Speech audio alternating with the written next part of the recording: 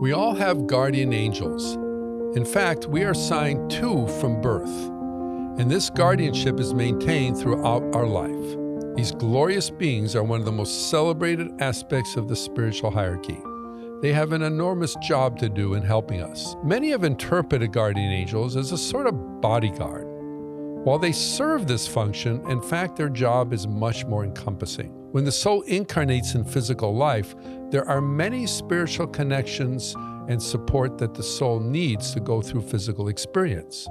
The guardian angels are responsible for making sure those connections are maintained, which opens the door to unfolding our divine life. The guardian angels are particularly close to us when we're young, because our consciousness and aura are still developing, so we need that added support. When we're very young, not only is our body developing, but our aura is developing too. The aura is not actually set until we're 7 years old. In those very early years, we are very open, very susceptible, very pliable. We need this. The wide-eyed wonder of the child is taking in all that's happening in the world so it can quickly adapt to learn and grow and develop, to learn to speak, to walk. All these kinds of things happen because when we're very young, we're an open door. So the guardian angels are particularly close at that time, almost acting as if they are our higher self, to keep us protected, to keep everything moving the way it needs to. And as we get older and as the aura starts to develop and mature, as the mind and emotions mature, the role changes a little bit with a guardian angel, but the support stays there throughout the life. Now, the guardian angels act as a link to the spiritual hierarchy itself. And here, let us step back to understand there is a glorious spiritual hierarchy. These beings are at different levels of evolutionary status. So there are the angels, but there are also the archangels. And all these are at different levels of development. But the guardian angels make sure that you have an access to all the spiritual hierarchy, no matter how evolved they are, how developed they are. These guardian angels make sure all those connections are intact. There's a process by which we receive inspiration. There's a process by which divine light is transmitted to us. And the guardian angels make sure you are accurately receiving all that the divine is wishing to bestow upon you. The presence of the guardian angels can be traced throughout all antiquity. The Zoroastrians called their guardian angel a Fravashi. They believed that the guardian angels sent souls into physical experience, and that one day, after passing on from physical life, the soul will return with the Fravashi, where it will assimilate the experiences of the material world. There's some misunderstanding when it comes to the angels. Sometimes we try to treat the angels as servants, or that they're going to do the work for us. Okay, my life is a mess. Angels, tell me what to do, or fix this for me. Remember, they cannot do the growing for you. They will help to inspire you. They will encourage you. They will give you that higher perspective, but they can only work with us to the degree that we are reaching up to them. We have to do our end of the bargain. We have to do our share of the work. The other one is we can direct the angels like they are our servant. Absolutely not true. They are not our servants.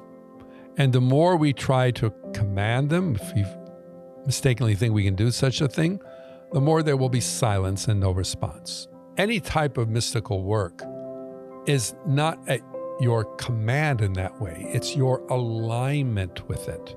So if you have ulterior motives, if you have self-serving motives, if you have things that are potentially hurting other people, that's not where the higher is going to come in and help you. We have to realize, okay, I'm communing with them, not to just ask what I want, but here's a dilemma I'm not clear on. Here's a part of the higher life I'm not quite connecting with right now. I'm asking your inspiration, your guidance, so that I can become closer. And another big one is, we expect a big booming voice saying, this is the way to go, or a big sign in the sky. to make it unmistakable. God, just tell me what to do, make it unmistakable, and I will do it. No, the ancient teaching is it's the still small voice within. The real voice of the divine speaking to you is not the big booming voice. It's the quiet voice. And the only way to tune into the quiet voice is to make sure you are still.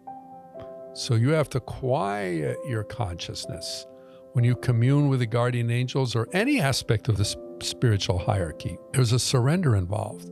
There's a stillness. Whatever you wish to inspire me with, I am your ready servant. Think it the other way around. You are serving them. Now, a big question that's asked of the guardian angels is, if the guardian angels protect us, why do bad things happen? Wouldn't guardian angels prevent accidents and other calamities from happening? Many times they do just that. They protect us in so many ways that we don't recognize. But remember, it is the job of the holy ones to help us in our spiritual journey, not to interfere with the affairs of free will. Many times the angels have to patiently stand back as we make our mistakes. Sometimes big mistakes. Otherwise, we could not learn and grow. There are karmic conditions to consider. The spiritual hierarchy will administer but cannot interfere with our karma. If they did, we would never learn from our mistakes. Having said this, there are many acts of grace the Holy Ones do for us. Make no mistake, they have tremendous compassion and love us dearly. So we all have to go through the dramas of our life. As we know, sometimes the most difficult things we go through become our greatest opportunities, and we learn more as a result of it. The guardian angels help us in so many ways that we don't always understand. Certainly, they will help us avoid calamity where it may be headed in that direction. But at the same time, they have to let the natural flow of life unfold. If they controlled everything, you would not ever learn and grow. It takes dedication and effort to build your connection to the guardian angels. One of the foundational ways we work with at the Institute and all the training that we do is meditation and prayer.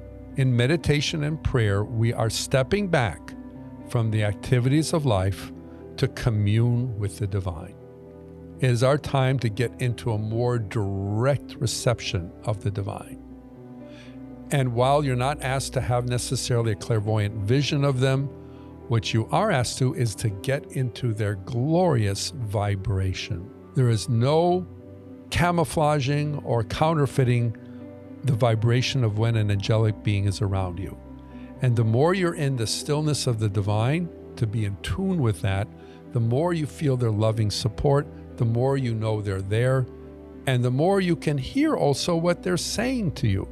The inspiration they be giving to you, the guidance, the direction, the understanding, the raising up in spiritual vibration. The more you live the spiritual life, the closer they can work with you. So there needs to be reverence, cooperation, and consistency. We must understand that the angels are not God. They are not all-knowing. They are not all-powerful.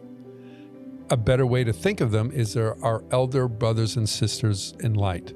They have traveled down the spiritual road further than we are. They're in a higher spiritual kingdom than we are, so they can help us with things because they have that greater perspective.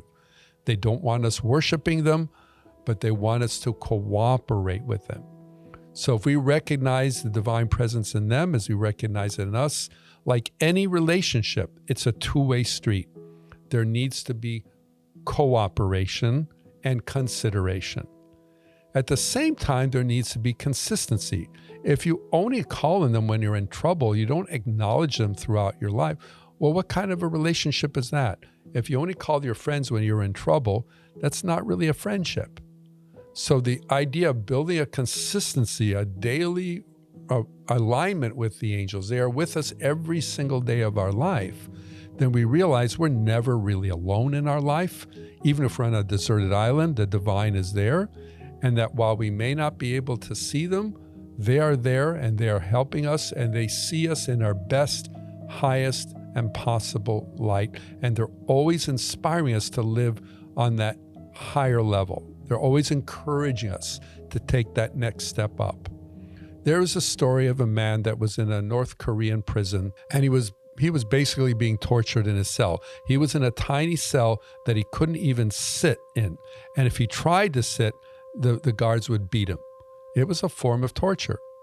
Well, what this man did is he went into deep prayer, and he said, as I was praying, I felt like this magnificent golden hand holding my hand.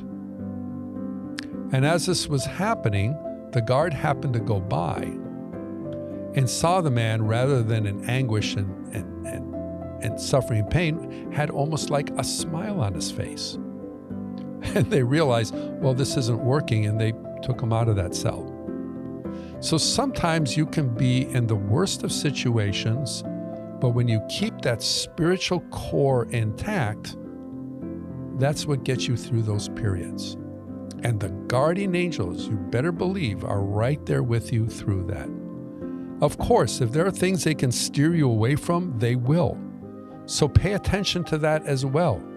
You may get a feeling, gee, I don't think I should drive down this side of the road. I usually go this way to work, but you know what? Something's telling me to go another way. Well, listen to that. Maybe there is some danger ahead of you, and by taking a different road, you will be safer off. Many times they do try to help us avert something. Sometimes we listen to it, sometimes we don't. But again, they can't do the growing for us. We have to learn these things and develop these things for ourselves. So this is why, as we live the divine life, we naturally get closer to the holy ones. Again, this is like any relationship. When you're stronger in you, when you're more confident in you, when you're more loving in you, your relationships are going to be better because you're in a better place to interact with others. So as you gradually open up to the divine life, you can actually work even more closely with your guardian angels. The key thing to remember here is that as you awaken to the higher life and as you pursue the higher life and welcome that divine more in you, even though it may ask you to make changes, even though you will have to adapt your life, it'll make you stronger, it'll make you more inspired, it'll help you live the greater life. But you have to welcome that greater life in. Sometimes we are a little afraid of change. We're afraid of the unknown. We're comfortable where we are, even if we've had our spiritual awakening. And that's fine for a time. But like anything in life, there's a season for everything. And when you are at that season of taking the next step upward in your evolution, then change is in the air as you're making those greater choices. And the guardian angels are there to inspire you, to fill you with the divine life that you are aiming to aspire to and become part of. They lend of their light, so to speak, to give you power, to give you insight, so that you can step into those more glorious, higher vibrations. Now, a few things also to remember here. You are responsible for your own actions. You don't want to say things like, well, the angels told me to do this. No, you're making this decision. There may be an inspiration that did come from the divine, or it may be just your own thinking, but in the end, the action you're going to take is your responsibility. There's no replacement for wise action and acting responsibly. Take responsibility for your life and notice how empowering that is, even if you make a mistake. Take responsibility for your mistakes, because when you take responsibility, you will learn from your mistakes. When you're pointing the finger and saying, oh no, it's everyone else's fault, you're not going to learn anything. So by taking that responsibility, you will correct the mistake, and that will also bring you closer to the holy ones. They would never misdirect you. They would never steer you in the wrong way, but they won't always tell you what you want to hear. They'll always share what's in your best interest. Guardian angels are one facet of the grand spiritual hierarchy. And we cover these other aspects in our wonderful book, Communing with the Divine, and our courses and training, and some of the other videos on this channel. For example, there are the archangels. The archangels have a whole different role to play. than the angels. And even within the angelic kingdom, there are different types of angels that do different things. In the same way here in physical life, you have lawyers and doctors. If you're sick, you don't go to a lawyer, you go to a doctor. If you have legal advice, you don't go to a doctor, you go to a lawyer. There's specialties in different areas. Different aspects of the hierarchy are responsible for different things. And as we learn to cooperate with the hierarchy, we start to learn these nuances and the incredible dynamic support. But regardless of the being that's helping you from the other side, the link to those great beings are the guardian angels. They help you commune with the whole spiritual hierarchy. If you want to learn more about the guardian angels and the spiritual hierarchy, I encourage you to look at our book, Communing with the Divine, or go into one of our training classes where we go deep into the spiritual hierarchy and work with them in our evolution, meditation, and prayer. I thank you.